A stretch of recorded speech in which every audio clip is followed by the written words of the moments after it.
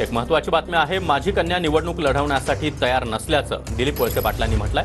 मीच निवडणूक लढवणार, वळसे पाटील यांच्याकडून हे स्पष्ट करण्यात आलंय. आंबेगावातून पूर्वा वळसे निवडणूक लढवणार असल्याची चर्चा सुरू होती.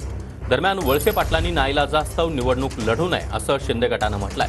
आंबेगाव विधानसभेची जागा शिवसेनेला सोडण्याची मागणी सचिन बांगर यांच्याकडून करण्यात आली आहे. शिवसेना शिंदे गटाचे स्थानिक नेते सचिन बांगर यांनी ही मागणी केली आहे.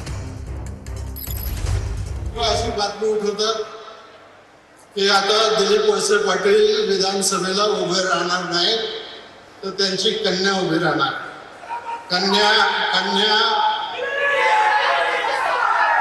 माझी कन्या निवडणूक लढवायला अजिबात तयार नाही. त्यामुळं नाईलाजाने मलाच उभं राहावं लागेल आणि त्याच्यामधून आपली सगळी ही जी कामं आहे ही सगळी कामं पुढे घेऊन जाण्याच्या संदर्भामध्ये आपल्याला प्रयत्न करावे लागणार आहेत.